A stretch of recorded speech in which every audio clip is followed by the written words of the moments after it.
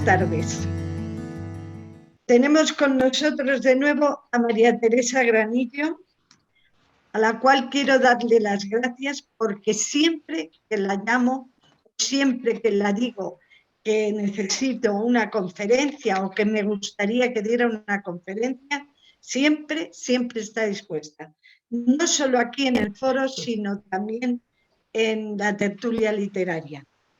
Llevamos muchos años como amigas, así como 25, y en fin, yo estoy encantada de tenerla como tal. Hoy nos va a hablar de un tema muy interesante, la tercera hispanidad. El español como lengua dominante en la primera, segunda y tercera hispanidad. A lo largo de muchos siglos, una variedad de pueblos se instaló en España conformando una identidad, la primera hispanidad. En 1492, los españoles se toparon con un nuevo continente, América. Se mezclaron con las razas que allí vivían y con los africanos que habían llevado como esclavos. El mestizaje fraguó una nueva comunidad que habla español, la segunda hispanidad, instalada en Hispanoamérica. Los habitantes del norte de América fueron masacrados o confinados en los siglos XVI y XVII y repoblada por gente de todo el mundo. Ellos llegaron por barco y la segunda hispanidad sigue llegando por tierra. Las comunidades hispanas de lo que hoy son los Estados Unidos de América constituyen la tercera hispanidad. Allí 60 millones de personas defienden sus raíces, heredadas de la primera hispanidad y enriquecidas con las de la segunda, sus valores socioculturales, comida, la religión y sobre todo su idioma, el español. Así que María Teresa, síguenos hablando de este tema tan sumamente interesante. Muchísimas gracias. Maripili, muchas gracias por tu presentación ante los componentes del Foro de Literatura del Ateneo Escurialense que tú presides con tanto acierto. Amigos y amigas, gracias por prestarme vuestra atención en esta tarde en la que voy a hablar de un tema de actualidad. Es un fenómeno que comenzó a gestarse en el continente americano en el siglo XVIII. En el XIX se incrementó y se hizo patente en el siglo XX. Ahora, en el siglo XXI, es una realidad que va en aumento. Muchos os estaréis preguntando, ¿a qué me refiero con este título, la tercera hispanidad? Bueno, pues es ni más ni menos que la última extensión de lo hispano, de nuestra identidad. Estamos hablando de la prolongación de nuestros valores, nuestras costumbres, ideales, religión, y lo más importante que además nos vincula y nos une, nuestra lengua, nuestro español, y en consecuencia nuestra literatura. Lo hispano nació aquí, en este territorio que hoy pisamos en España. Esta es la primera hispanidad. La segunda hispanidad se encuentra en Hispanoamérica y la tercera hispanidad está inmersa en los Estados Unidos de Norteamérica. Y eso es lo que pretendo demostrar aquí con estadísticas y con hechos. Brevemente recorreré la historia de las tres hispanidades y veremos por qué y cómo fue que cómo se forjó nuestra identidad, la hispana, que nació en Europa y se expandió y sigue expandiéndose en diferentes tiempos en otro continente en América. Veremos que la tercera hispanidad procede de la segunda, que a su vez viene de la primera. Vamos a analizar también en qué periodo de la historia surgió esta expansión, que no es una expansión territorial, pero sí ideológica y sobre todo lingüística. El tema nos atañe a todos los aquí presentes, ya que estamos hablando de la prolongación de nuestros valores, de nuestros principios, de nuestras costumbres, de nuestra identidad, de nuestra religión y de nuestro idioma. Bueno, he dividido nuestro tema en tres. Primero, examinaremos cómo se formó la primera hispanidad. Sabemos que España es una encrucijada de varias mezclas de civilizaciones. Por aquí se asentaron a través de los siglos diferentes pueblos con sus propias culturas, la árabe, la judía, la griega, la cartaginesa, la romana, godos, visigodos, iberos, celtas, fenicios y otros más. Todas esas culturas, al mezclarse a través de varios siglos, aportaron los rasgos que hoy nos caracterizan. Son las forjadoras de lo que hoy somos, hispanos. Pero, ¿cómo comenzó? ¿Y cómo y cuándo comenzó a latir el corazón de la primera hispanidad? En la cueva de Grandolina, en Atapuerca, nos dejaron indicios de su estancia los primeros homínidos. Llegaron hará unos 800.000 años. Tal vez cruzaron África por el estrecho de Gibraltar. No se ponen de acuerdo los paleontólogos. Otros dicen que cruzaron por los Pirineos. En el Paleolítico nos dejaron su testimonio los homínidos cazadores-recolectores que ocuparon estas tierras. Existen restos de ellas, de sus utensilios y de su arte rudimentario. Don Miguel de Unamuno llamó poéticamente las costillas de España a las cuevas de Altamira, Abusho, Tito Bustillo y otras más, en las que encontramos restos de hace aproximadamente 35.600 años. Allí, en las cuevas de Altamira, acurrucándose y protegiéndose del frío y de los fieros depredadores, seguramente alrededor de una hoguera, emergieron los primeros símbolos de identidad que se afianzaron en la primera hispanidad y fueron transmitidos a la segunda y exportados a la tercera. Símbolos que comenzaron a estructurar la columna vertebral de las tres hispanidades. Símbolos de fuerza, del poder y de la vida. Símbolos como el del toro, que si bien es un culto mediterráneo, no cabe duda que se afianzó en esta primera sociedad hispana. En las cuevas era un bisonte, y pasando los años, más bien los siglos, se convierten en toros muy semejantes a los que ahora conocemos. Pasan los siglos, y el símbolo del toro sigue afianzándose como uno de los emblemas de la primera hispanidad, aquí en España. Aquí tenemos al toro yacente de Osuna en Sevilla, esculpido por un pueblo que se llama Turdetano, en el siglo V a.C. Y seguimos con el tiempo viendo cómo perdura este símbolo. Pasamos a las representaciones celtas de los siglos III y IV a.C. y el toro deslizando en la Edad de Hierro. Y transcurriendo más siglos, ese toro español, majestuoso y enérgico, negro y grande y fuerte, se convierte en algo más moderno, más estilizado. Deja de ser gordo y voluminoso para convertirse en plano, en una silueta moderna. Se convierte en un toro que nos acompaña ahora en las carreteras de España.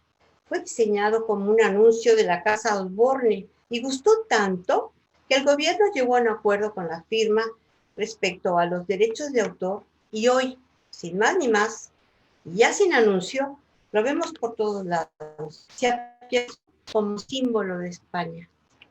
También lo encontramos en calcomanías y no hay turista que pase por aquí y no se lleve de recuerdo un llavero, un abanico, un pañuelo, cualquier objeto de la silueta del toro. El toro más emblemático tal vez se encuentra en la cabeza trágica del Guernica, de Pablo Picasso, que nos recuerda un fragmento muy doloroso de la historia de España.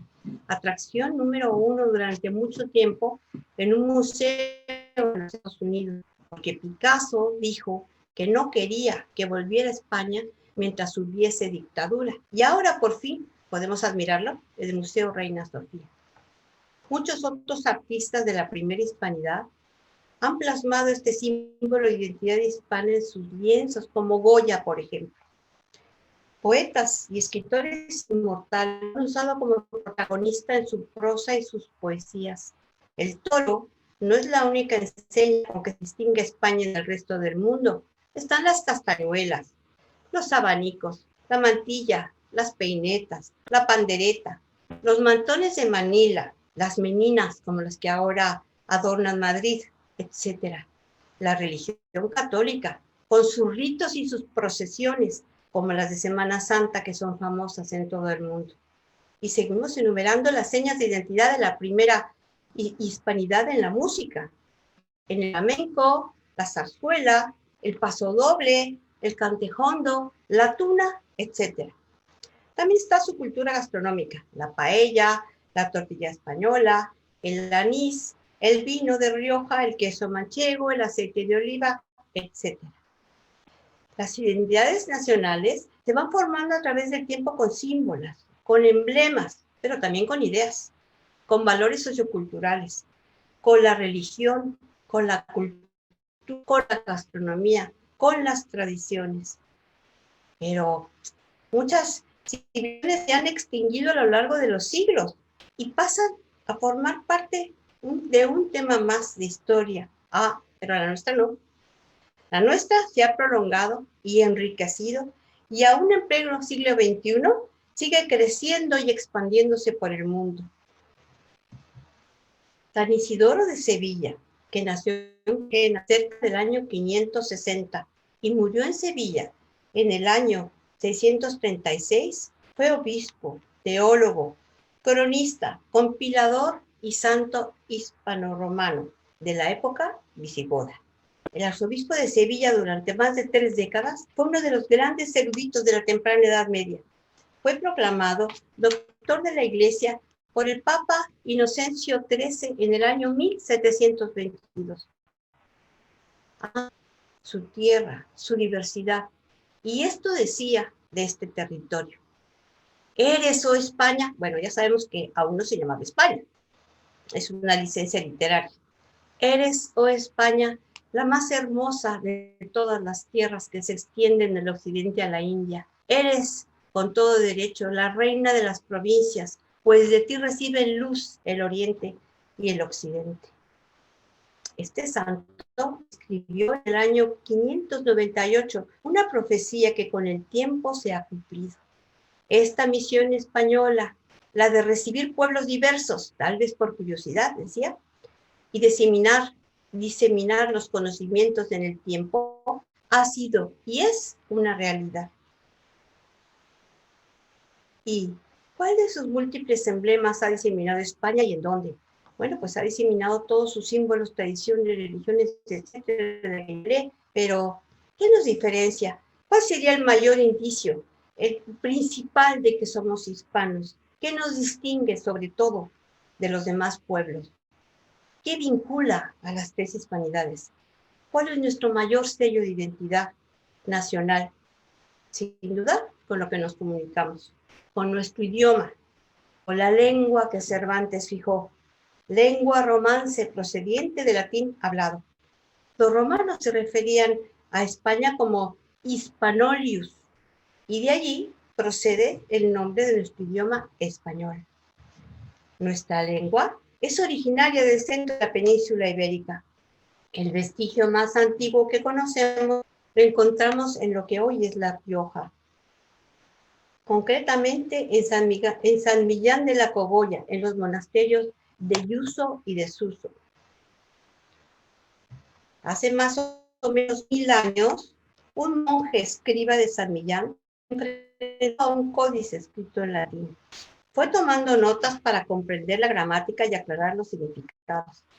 A esas notas las llamamos glosas emilianenses. Lo más novedoso es que esas glosas están redactadas conscientemente en el pueblo, en romance, y pueden presumir de ser las primeras páginas de la literatura española. Bueno, esa es la versión más conocida, pero existe otra teoría. Valpuesta es un pequeño pueblo de no más de 20 habitantes del territorio de las Merindades, en la provincia de Burgos. Y dice el historiador, filólogo y académico Ramón Menéndez Pidal en su estudio Orígenes del Español, que este lugar es la auténtica cuna y origen del castellano. En la colegiata de Santa María de Valpuesta, unos monjes amanuenses escribieron el cartulario más antiguo de la península ibérica de que se tiene noticia. Bueno, aquí confieso mi ignorancia, yo no sabía lo que era un cartulario, y entonces aclaro para los que como yo no lo sabían. Es un libro en que antiguamente se copiaban los privilegios y pertenencias de la iglesia y los monasterios o de otras comunidades. Pues unos documentos de ese carácter están fechados desde el año 864 e incluyen términos en castellano.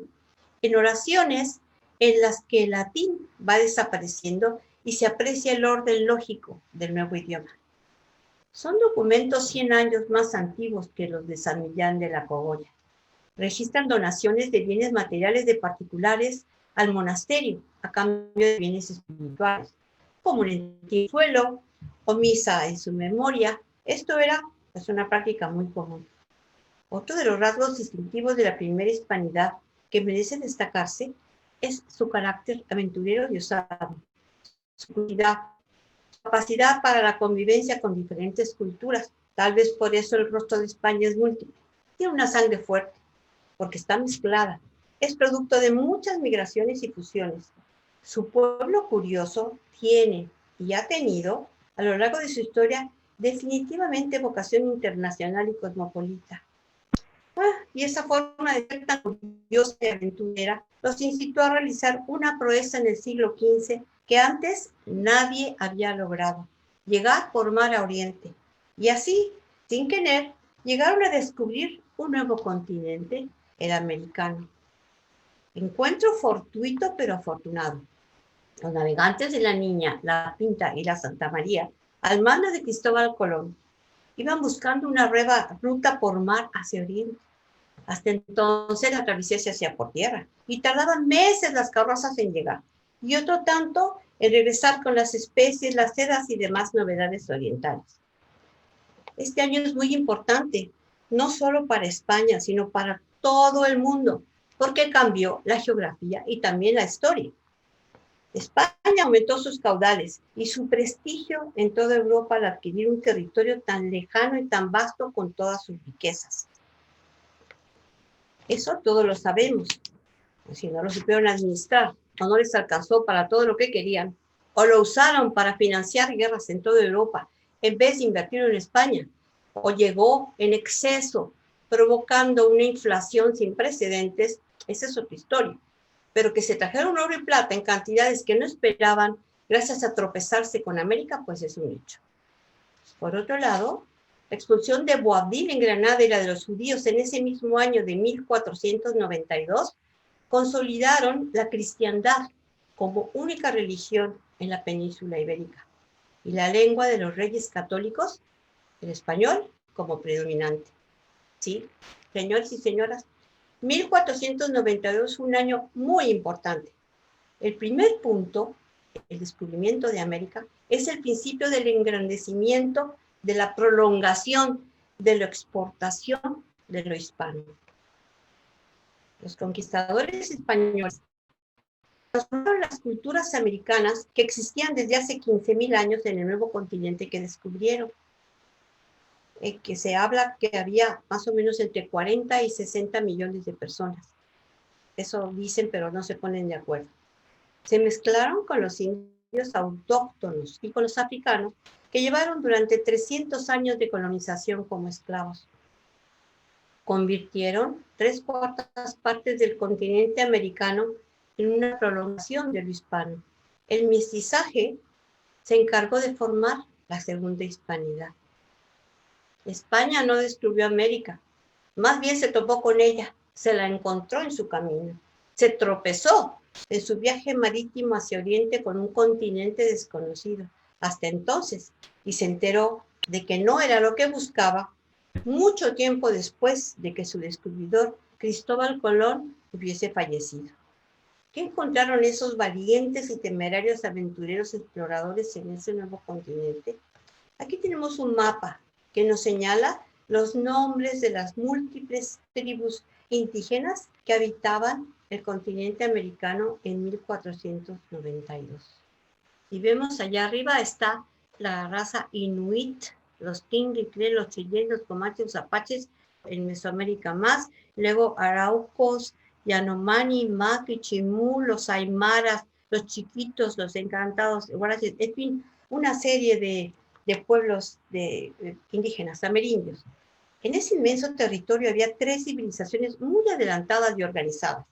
No porque el resto estuviera aislada o fueran menos importantes, no, sino porque eran menos numerosas y tal vez estaban muy aisladas o estaban sojuzgadas por otras. Entonces hablamos de las tres más fuertes que encontraron: los aztecas, los mayas y los incas. Estas tres civilizaciones tenían unos conocimientos muy avanzados para la época. El manejo de los metales era exquisito. Tenían sociedades teocráticas bien estructuradas. Hacían joyas preciosas de oro y plata. Los mayas usaban el cero para sus cálculos matemáticos. Tenían observatorio celeste y su calendario lunar era más exacto que los que se manejaba en el resto del mundo. Tenían escritura pictográfica, jeroglífica, muy parecida a la de los egipcios.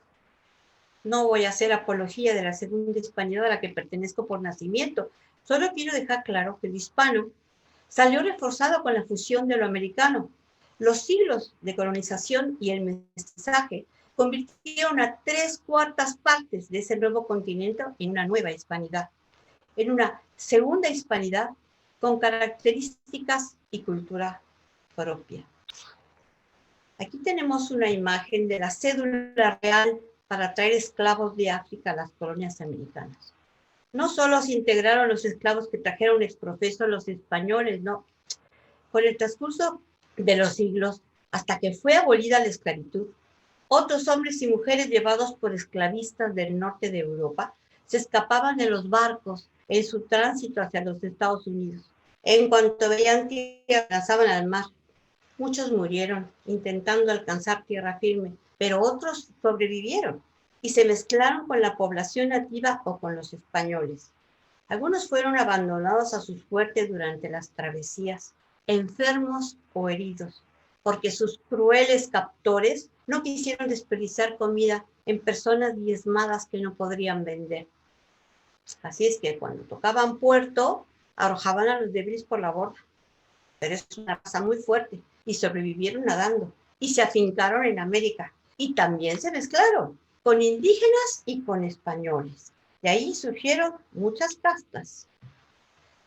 Multitud de castas surgieron de esos encuentros. Aquí tenemos de un y una india se le llamaba lobo o zambo. De un negro y una española pues sale mulato. Aquí a la derecha puse otras cuantas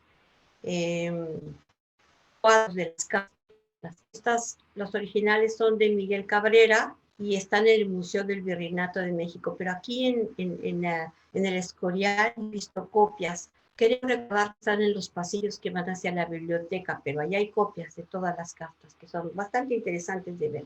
Solo muestro algunas, porque ya hemos hablado de ella en otras tertulias. La segunda hispanidad, formada por indígenas americanos y africanos, absorbió la cultura de la primera hispanidad y la enriqueció con la nueva civilización aportó al mundo nuevos alimentos, animales y objetos. Al idioma español se agregaron nuevos vocablos para describir las novedades, como por ejemplo los nuevos alimentos: tomate, patata, chile, cacao, que nos da el chocolate, ya lo sabemos, maíz, piña, aguacate, calabaza, vainilla y un largo etcétera. Y no nos olvidemos que el tabaco, que no siendo alimento, pues ha proliferado por todo el mundo. También hubo que agregar al español los nombres de los nuevos animales: guajolote, se llama tucán, llama, loros, puma. El puma se le llama también león americano. El colibrí, el cóndor, la alpaca, armadillo, jaguar, guacamaya, guanaco, iguana, ocelotl, quetzal, ajolote, tapir, mono araña y un largo etcétera. Estamos hablando de 4 siglos de presencia española que iba de los fuertes en Alaska y Dakota hasta la Patagonia, de islas perdidas a montañas peruanas a 5,000 metros de altura, de la vida de muchos millones de hombres y mujeres en 15 generaciones, conviviendo en lengua española y en muchas lenguas americanas, porque no creáis que las lenguas indígenas han desaparecido del todo en Hispanoamérica. En algunas zonas rurales aún se hablan y otras hasta se escriben. Hay grupos autóctonos de América que no se han integrado del todo. Y si se encuentran en algún poblado con un blanco, bueno, así nos llaman a los no indígenas, le dicen que no hablan o no entienden Castilla. No Castilla. Imaginaros en pleno siglo XXI aún no se han mezclado y conservan vocablos por el siglo XVI. O sea, de generación en generación se ha pasado. Y llegaron las independencias políticas en el siglo XIX. Y la mezcla continuó desarrollándose y evolucionando cada vez más, diferenciándose de la primera hispanidad que llegó en el siglo XV. En la colonización no terminó la mezcla de razas en Iberoamérica. Desde mediados del siglo XIX también fueron a América inmigrantes de Asia, muchos chinos y japoneses principalmente. Recordemos a un presidente latinoamericano apellidado Fujimori, pero hablaba español. Fue civil español. Un nuevo contingente de españoles inmigró allá y en las dos grandes guerras mundiales acogió también a miles de inmigrantes provenientes de todo el mundo. Lo que intento aquí describir es que la segunda hispanidad, con el paso del tiempo, ha desarrollado sociedades cosmopolitas, multirraciales y multiculturales. Se le ha llamado poéticamente la raza cósmica por la convergencia de tantas culturas. Ahora, el es un colectivo heterogéneo. El Nuevo Mundo se vivió al paso de los siglos dos grandes partes, la América anglosajona e Hispanoamérica. Esta es la segunda hispanidad del siglo XXI, moderna, cosmopolita, llena de contrastes, con productos muy sui generis. Hablemos de arte, porque una civilización definida, pues propio que nos distingue del resto de las sociedades, y así la podemos entender mejor. Este es el arte tequitqui de los siglos XVI y XVII. Es un mestizo que aparece en América cuando los indígenas interpretan las imágenes de una religión importada. Está sujeto a superstición indígena. Es una extraña mezcla de estilos pertenecientes a tres épocas: románica, gótica y renacimiento. Es anacrónico, parece haber nacido fuera del tiempo, pero eso se debe a que el indio, adoctrinado por los frailes o los maestros de Europa, los estampas, dibujos, miles, ricas telas bordadas, breviarios, cruces y 1000 objetos menores, y no todos de estilo y a una misma época. Esto lo dice José Moreno Villa, el mexicano en las artes. Los españoles conquistadores del Nuevo Mundo decían al indio: pinta una flor de lis. Como en América eso no existe, el español la describía o mostraba una estampa, pues lo interpretaban los indios a su manera y pintaban una flor de maíz. Y tarugo, así no son, gritaba el patrón español furibundo. No, no es que fuera tarugo, es que no lo entendía. Estaban hablando de algo absolutamente desconocido. Decían: pinta un gallo a los pies de San Pedro. Y ese lienzo, en ese lienzo que estás pintando. Y ellos, San Pedro, ni tampoco saben que era un gallo, pues pintaban un guajolote, o sea, un pavo. En América no había gallos ni gallinas. Lo más parecido con plumas y que volaba abajo. Y no era grande y era comestible, era un guajolote. Esto es una cruz atrial. Los indígenas veneraban a sus dioses al aire libre, a los pies de las pirámides. Cuando llegaron los misioneros católicos y edificaron iglesias, no había forma, no lograban que los indios se metieran adentro. No les gustaban los recintos cerrados, así es que inventaron altares al aire libre. Si no había atrio, lo ponían en el jardín o en el patio una cruz grande, o sea, afuera, y dejan y los adoctrinamientos al aire libre junto a la cruz atrial. Bueno, vamos a dejar ya la época colonial, donde prefiero el arte tequitqui, y nos vamos al siglo XX. En el arte pictórico se desarrolló un nuevo concepto. María Teresa. Sí, perdón. Perdóname, hay veces que se te corta al hablar, se te corta y se te hace eco. Mira a ver si se puede corregir o si no, continúa. No pasa nada. Me acercaré más. Esto es una cruz atrial. Que los veneraban a sus dioses al aire libre. Bueno, ya lo expliqué eso. Entonces, Nos vamos al siglo XX. En el arte pictórico tenemos un nuevo concepto, el muralismo. En la primera hispanidad se ilustraba a la población analfabeta con pinturas y esculturas en las iglesias y catedrales aquí en España. En la hispanidad se enseña historias murales como este de Diego Rivera, que hace un mural inmenso que se llama Sueño de una tarde dominical en la Alameda Central. Pero Alameda es un jardín amplio en el centro de la Ciudad de México, con muchos álamos, por eso se llama Alameda. Siguen reuniendo todas las etnias y clases sociales para pasear. Aquí, alrededor de la calavera Catrina, que simboliza la muerte de los indígenas, se agolpa la historia de México hasta el siglo XX. Aquí Rivera describió un sueño poblado por todas las figuras históricas de México. Aquí se presenta el gran debate de la segunda hispanidad. ¿Debe nuestra cultura ser nativa o importada? ¿Indígena, española, norteamericana o francesa? Veamos un detalle de un domingo en la Alameda. El cubano José Martí saluda quitándose el sombrero. Lo veis allí junto a los globos. Y dice que México tiene un falso dilema. Proviene contra el peligro de importar modelos de progreso de otras naciones, porque las naciones hispanoamericanas tienen diferente composición social y distintos recursos naturales. Sugiere destacar recursos, gentes, necesidades, tradiciones, extrayendo de todo lo progreso. Un modelo sui generis, un modelo propio para la segunda hispanidad. Junto a su lado derecho podemos ver al autor, a Diego Rivera. Le decían el sapo porque tenía los ojos estas más antes de la hispanidad. Este es otro fragmento.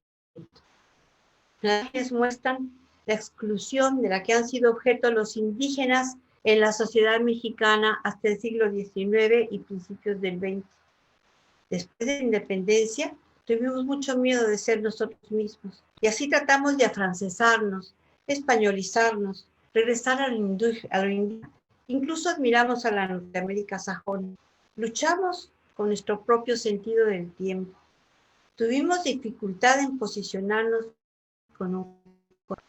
en su libro El espejo enterrado, Octavio Paz, mexicano y Premio Nobel de Literatura, dice que Hispanoamérica es adolescente, que su nacimiento es muy reciente y como los adolescentes, duda de sí misma, no reconoce del todo, no se entiende. Un día amanece amando y arraigándose a lo indígena y al día siguiente quiere parecerse a sus ancestros españoles.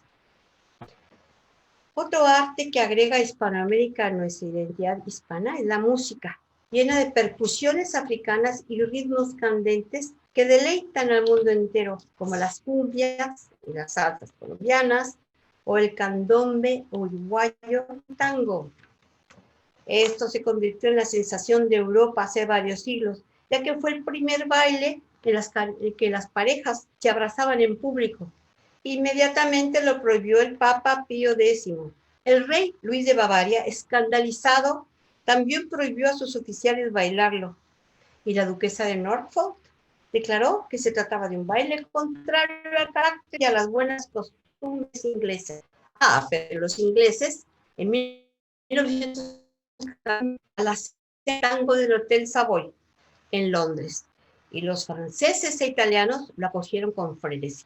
El vals también escandalizó en su momento, pero los austriacos fueron tibios y poco atrevidos con los tocamientos. La segunda hispanidad tiene la pasión y el furor indígena, el español y el africano, y no escatiman a arrumarlos. Bueno, la música que aporta la segunda hispanidad, también novedosa y conocida en todo el mundo. Los sonoros mariachis con sus rancheras, románticos boleros. La segunda hispanidad ha ampliado nuestro idioma, ha agregado palabras nuevas a nuestro diccionario en el transcurso de los más de 500 que llevamos.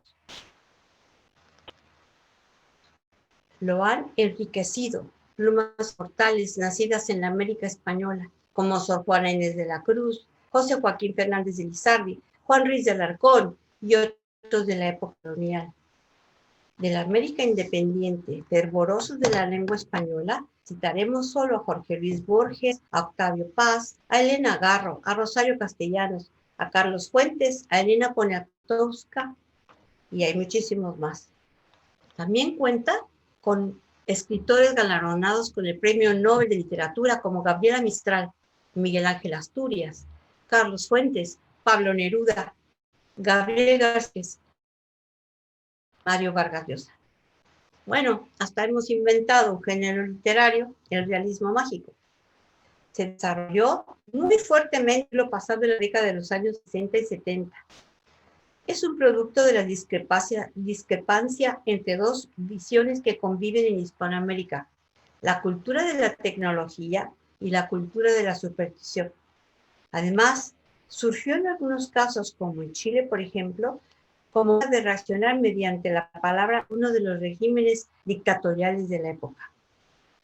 Entre sus principales exponentes están el guatemalteco Miguel Asturias y el colombiano Gabriel García Márquez, Mario Vargas Llosa peruano. Bueno, ya dijimos que estos tres son Premio Nobel de Literatura, pero también son los que han inventado el realismo mágico.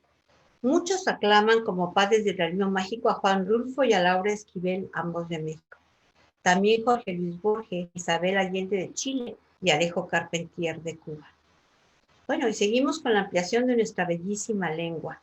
Y si alguien duda de que sea bella, pues que lea a los poetas de la primera hispanidad, a los españoles, pero también a la segunda hispanidad, a Sor Juana Inés de la Cruz, a Rubén Darío, a Amado Nervo, a Juan de Dios Pez, a Alfonsina Storni, a Neruda. Bueno, interminable es la lista de los poetas que jugando con las letras españolas nos emocionan, nos hacen meditar, nos hacen reír y a veces también llorar. Nos sacuden el alma cuando leemos o escuchamos su poesía. Esta nueva identidad social aporta a la sociedad global no solo arte, sino científicos de renombre y grandes inventores como el de la televisión a color. Guillermo González Camarena fue un científico e inventor nacido en 1917 en México. Inventó en 1940 un sistema para transmitir televisión a color, el sistema tricromático secuencial de campo, y también inventó el sistema bicolor simplificado. Lanzó la televisión a color en México, años antes que el resto del mundo. En 1950, el Columbia College de Chicago solicitó la fabricación del sistema de televisión al joven investigador mexicano y se exportaron a los Estados Unidos televisiones fabricadas en México. Por él, por su nombre, por Camarena, se le llama cámara a un dispositivo para guardar imágenes fijas o animadas. La segunda hispanidad también tiene hombres de negocios que a veces son los más ricos del mundo. Aquí tenemos a Carlos Slim. Supera nuevamente a Bill Gates, quien desde mayo del 2013 ocupaba el primer sitio en la lista Forbes de los más ricos del mundo. Argentina y México. No hay fórmulas universales para consolidar civilizaciones. Cada una debe hurgar en su experiencia histórica para encontrar su propio camino. La segunda hispanidad, en su búsqueda de identidad cultural, intenta y logra ser cosmopolita. Se da cuenta de que no se trata de ser chauvinista, ni salvaje, ni retrógrada, sino que apunta a un equilibrio inteligente entre lo que ha sido capaz de extraer de la herencia y lo nuevo que se ha generado y que es capaz de darle al mundo. México en el norte y Argentina en el sur, las dos naciones más grandes de la América española, que tienen el español como lengua nativa, ofrecen el mejor estudio de contrastes y siguen siendo, en virtud de su territorio, población y riqueza, dos países representativos del conjunto hispanoamericano, de la segunda hispanidad. Sus diferencias iluminan nuestra comunidad, desde el Río Grande hasta la Patagonia. Bueno, una vez que hemos tomado conciencia de que existe una segunda hispanidad diferente a la primera, con personalidad propia, pero con muchos valores en común, pasemos a la tercera hispanidad, que está inmersa en los Estados Unidos de Norteamérica. Si la primera en los genios de Miguel de Cervantes, la segunda hispanidad tiene su fénix de la poesía en Rubén Darío, en el nicaragüense, aquel que ayer nomás decía el verso azul y la canción profana. Rubén Darío les advirtió a los estadounidenses en su poesía inmortal a Roosevelt que es una protesta por el trato y desprecio que ese presidente de Estados Unidos estaba dando a los hispanoamericanos. Los amenazó. Vive la América española. Hay 1000 cachorros sueltos de león español. Y continúa reprochándole. Y esos cachorros sueltos, pues somos los hispanoamericanos, los que formamos la segunda hispanidad. Y yo agregaría a esto, como estamos sueltos, pues nos movemos. Cuando un trabajador mexicano cruza la frontera de Estados Unidos, se pregunta, ¿acaso no es esta mi tierra, arrebatada por los gringos en 1838? Solo estoy regresando a ella. Está llena de misiones españolas y me son tan familiares los nombres de las ciudades que pusieron los colonizadores españoles del Nuevo Mundo, que parece que sigo en mi tierra. Los Ángeles, San Francisco, San Antonio, Santa Bárbara, Santa Mónica, Sacramento, San Diego, Nuevo México, San Bernardino, Santa Cruz, Santa Fe, Florida, Monterrey, Nevada, Colorado, Virginia, Carolina, etcétera. Y los gigantes de América que llegan a esta sociedad plurirracial, que se enorgullecen de que sus antepasados hayan llegado en barco, dicen, esta tierra de nadie, que está poblada por gente de todo el mundo, la vaciaron, matando o encerrando a los pocos indígenas que sobrevivieron. ¿Llegaron en barco? Ah, pues no llegaremos por... Esa es la única diferencia. O sea, que el mundo hispánico no fue a los Estados Unidos, sino que los Estados Unidos vinieron al mundo hispánico, a la América española. Los trabajadores mexicanos, cubanos, guatemaltecos, argentinos, uruguayos y todos los demás que hablan español han emigrado a los Estados Unidos durante el siglo XX y siguen emigrando buscando el oro gringo. Pero las comunidades hispanas de los Estados Unidos aportan el oro hispano. Oro que no se quiere derretir en el vasto crisol social de los Estados Unidos de América. Ellos defienden con uñas y con dientes al español, su comida, las fiestas, su religión católica, sus tradiciones, la unión de la familia, su respeto a los ancianos, sus raíces provenientes de las dos hispanidades. Bueno, quedamos que lo que más nos identifica es el español. Pues mira cuánta gente habla hoy en día el español en su casa en los Estados Unidos.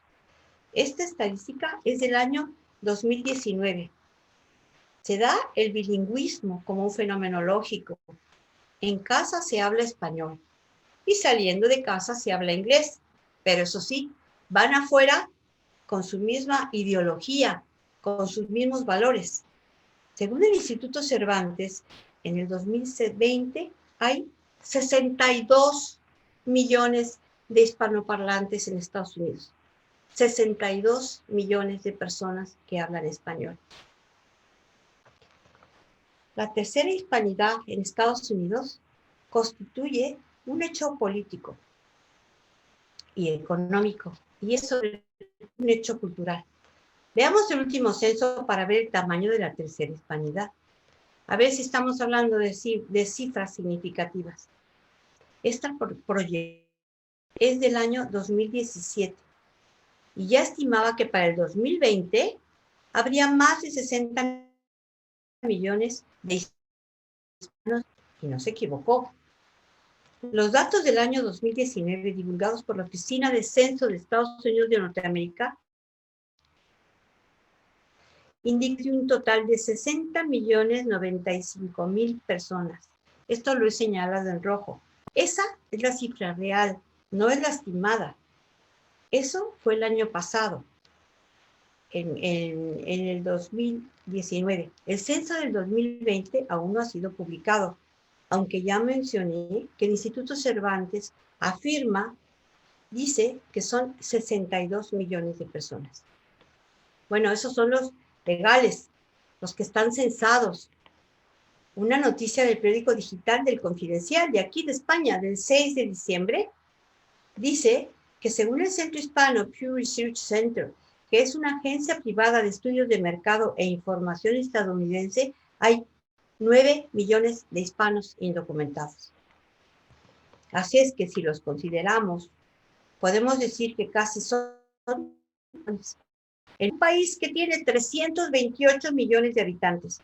O sea, algo más del 21%, si hacemos caso a esta estimación, en el 2060, en el año 2060, la tercera parte de la población estadounidense será hispana y hablará nuestro español. Bueno, la profecía de San Isidoro se ha cumplido, os la recuerdo. La misión española de diseminar los conocimientos en el tiempo es una realidad. Pues sí, señores, es una realidad. Esta es una foto de un periódico estadounidense que muestra la felicidad de los hispanos que salieron el año pasado a celebrar la noticia de su densidad demográfica. Es la minoría étnica que más crece. Fíjense, la mitad de los niños nacidos en Estados Unidos desde el año 2000 son hispanos. 1 de cada 7 habitantes es hispano. Y luego dice que el nacimiento de hispanos en Estados Unidos seguirá siendo mayor que el número de inmigrantes que lleguen al país. Pues esto lo convierte en el segundo país del mundo en donde se habla español, seguido de México, con 127. En Estados Unidos existe ya una Academia Norteamericana de la Lengua Española desde 1973. Su sede está en Nueva York y su cometido es preservar nuestra lengua en aquel país. Veamos en dónde están distribuidos. Obvio que la frontera con Hispanoamérica, en México, que es la frontera natural de la segunda hispanidad con la tercera hispanidad. Pues tenemos 3.142 kilómetros de frontera común. Ya lo dije y lo repito. Ese país está poblado por gente de todo el mundo que llegó por mar en siglos pasados. Pues los hispanoamericanos llegaron y siguen llegando por tierra. Cruzaron el río Bravo. Aquí quiero hacer una observación personal. Jamás entenderé por qué se obsesionan todos esos hijos de inmigrantes que llevaron en barco por impedir la inmigración por tierra. No solo de mexicanos, sino de hondureños, salvadoreños, nicaragüenses, guatemaltecos, colombianos, argentinos, chilenos, etc. Y también de los canadienses. Llegamos por tierra. Realmente para mí es un misterio que un país formado por inmigrantes rechace ahora la inmigración, cuando sobran los recursos y el territorio. El gobierno estadounidense comenzó hace años la construcción de un doble muro de más de 1,000 kilómetros de largo en la frontera mexicana, con el fin de reducir la inmigración legal, que ya dijimos que tenemos 3.142 kilómetros entre México y Estados Unidos. Con Canadá, Estados Unidos también reforzará la seguridad, dicen, a lo largo de 6,000 kilómetros. Bueno, esto lo vamos a dejar para el debate. Y ahora viene la buena noticia. Gracias al crecimiento demográfico de la comunidad hispana en Estados Unidos, ahora somos, en el 2020, 585 millones de personas que hablamos español en el mundo, 5 millones más que hace un año. Dice el Instituto Cervantes en un informe de este año que el español es la segunda lengua materna por número de habitantes tras el chino mandarín. Y en Internet es la tercera lengua en un cómputo global de usuarios después del inglés y alcanza el segundo puesto en la mayoría de las plataformas digitales, en Facebook, en LinkedIn, en Twitter. Los que hablan español aumentado un 30% en la última década y los estudiantes extranjeros que lo estudian un 60%. Los norteamericanos que aún no hablan español están intentando aprenderlo.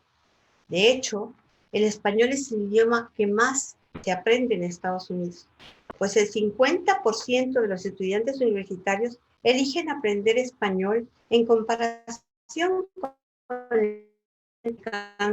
con el francés. Esto dice el Instituto Cervantes. Veamos un pequeño Cervantes.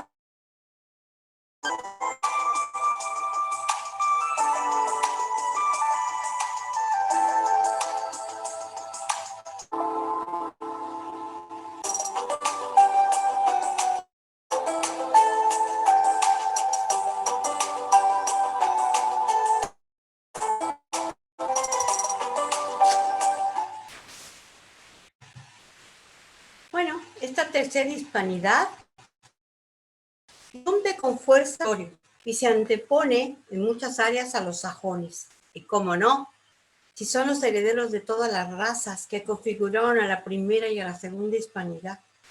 Por sus venas corre sangre de griegos, iberos, celtas, romanos, godos, visigodos, judíos, árabes, indígenas del resto de América y africanos. ¿Destacan los hispanos en Estados Unidos o son solo una mano de obra barata? No, no solo son manos de obra barata. Se han ido a los extremos. Les pasa como a los negros, que entraron como esclavos y ahora han llegado a dirigir la nación. ¿O es que el expresidente Obama no es negro? Los hispanos entraron buscando trabajo y ahora son políticos destacados, prósperos empresarios, funcionarios con altos cargos, músicos famosos con discos de oro, astronautas, modistas, periodistas, locutores, etc.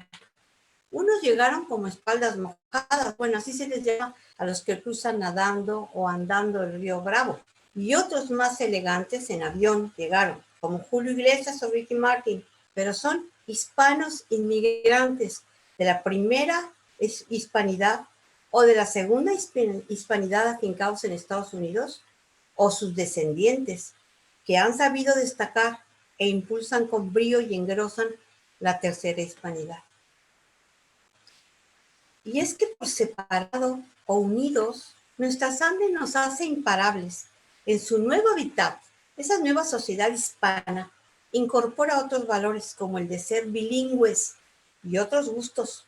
Pero, ¿cómo son? ¿Cómo se manifiesta esa nueva cultura? ¿Qué es lo que les distingue del resto de los estadounidenses, además del español? Vamos a ver sus manifestaciones en el arte.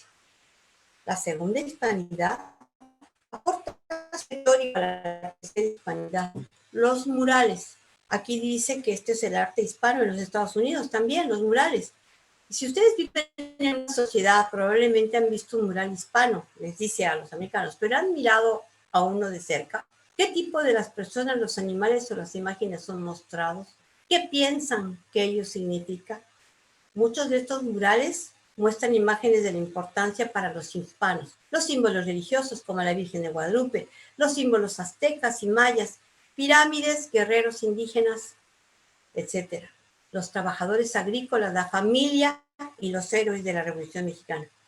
Muchos muralistas hispanos como Judy Baca y Javier Cortada usan su trabajo para atraer las culturas diferentes de una comunidad en conjunto. Usan a la gente local de todos los colores y las culturas para crear murales y traer a los miembros de la comunidad más cerca.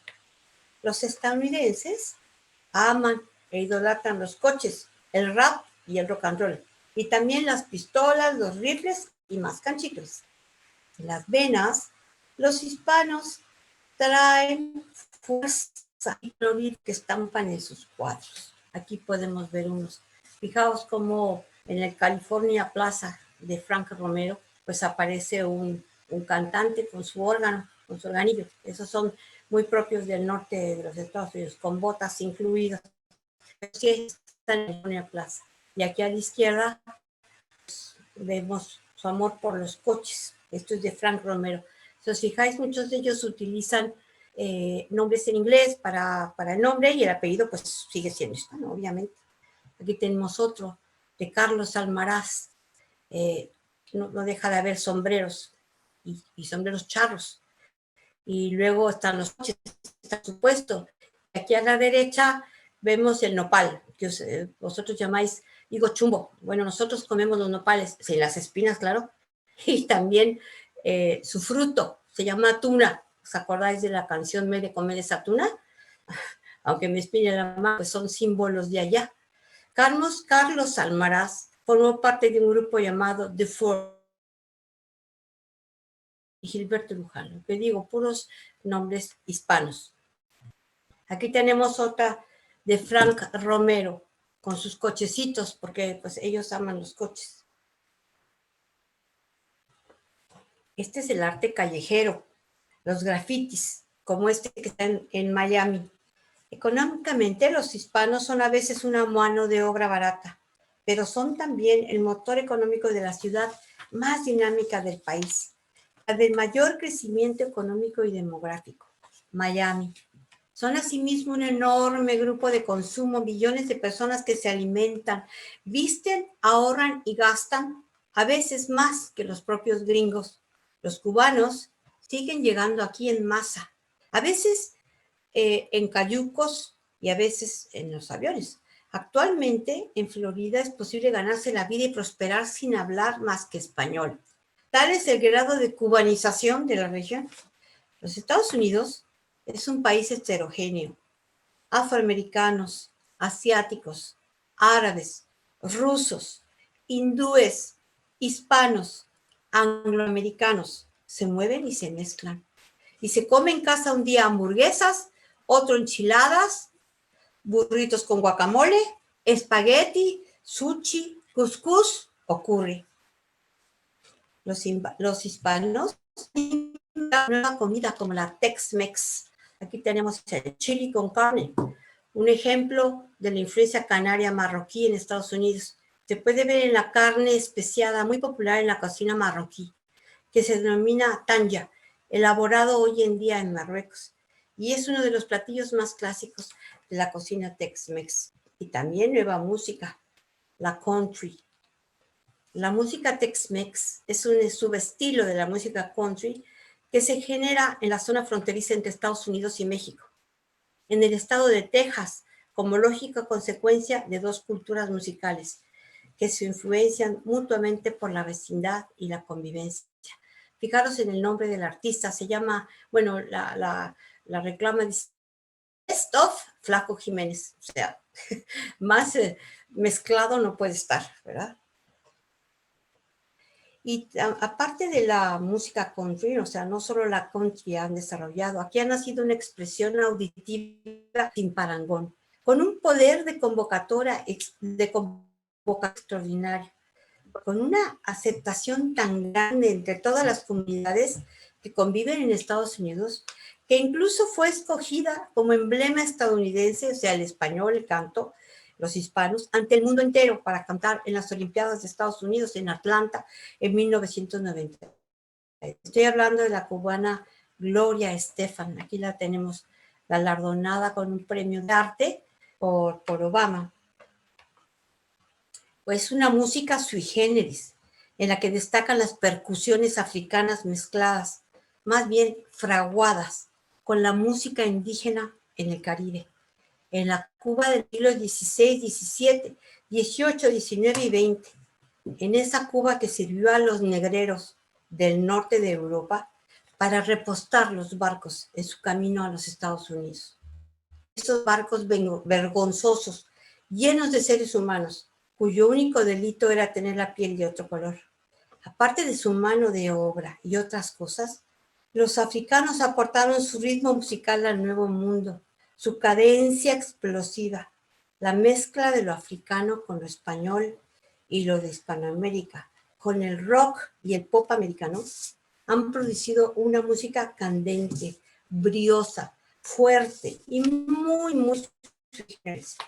Vamos a recordar también el ritmo de las canciones de Jennifer López o de Ricky Martin. La tercera hispanidad es bilingüe, porque los mejores trabajos en los Estados Unidos de Norteamérica no están a la disposición de quienes solo hablan español, sino de aquellos que se comunican en las dos lenguas con la misma habilidad. Y esto solo es posible cuando el dominio de la lengua, la gesticulación y el resto de los códigos básicos de comunicación son perfectos. Al español de la primera hispanidad se le agregaron nuevas palabras, se enriqueció cuando se encontró con la segunda hispanidad y con la tercera hispanidad. Le ha pasado lo mismo.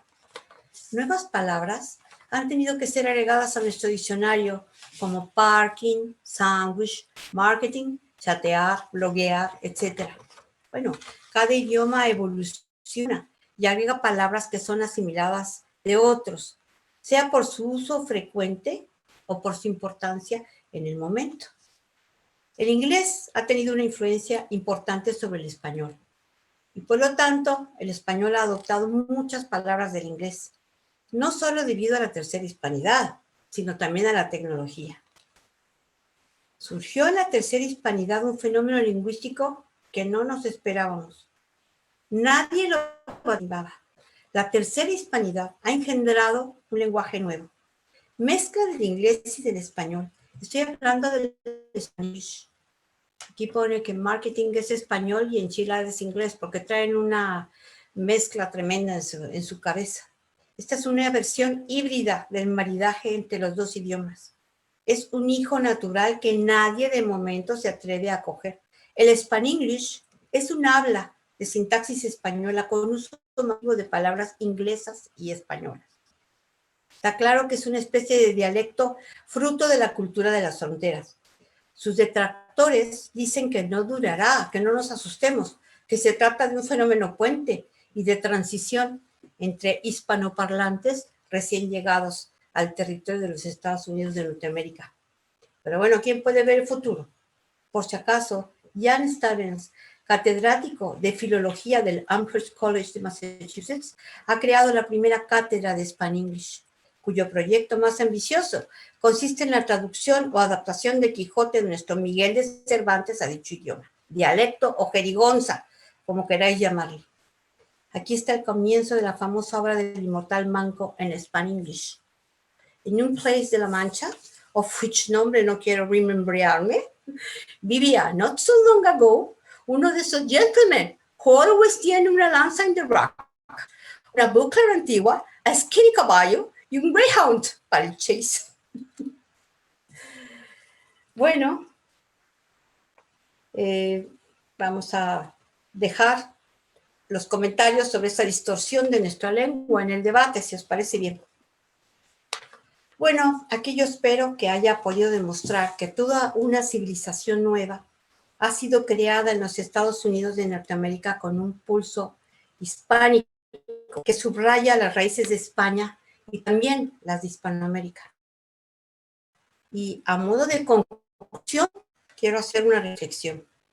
Más de 500 años después de Colón, los pueblos que hablamos español deberíamos celebrar nuestra gran riqueza, variedad y continuidad de nuestra cultura, que saliendo de España se prolonga en Hispanoamérica y en los Estados Unidos. Yo creo que el debate, más que de raza, se centra simplemente entre tradición y modernidad. O sea, no es de raza, sino que simplemente está entre la tradición y la modernidad. Y el reto es no despreciar ni la tradición ni la modernidad, sin mantener en ambos equilibrio. Yo creo que el dilema de la tercera hispanidad es la integración. Pienso que tanto la segunda hispanidad como la tercera hispanidad hemos pasado por el mismo dilema: mantener la personalidad propia o perderla, dejándonos llevar por la corriente, derretirse o no derretirse. La cuestión es universal y muy antigua: ser o no ser, ser con otros o ser solo, aislarse o encontrarse con el otro, enriqueciendo la cultura de todos. Bueno, yo creo que la respuesta es esta: encontrarse, identificarse y enriquecerse. Muchas gracias.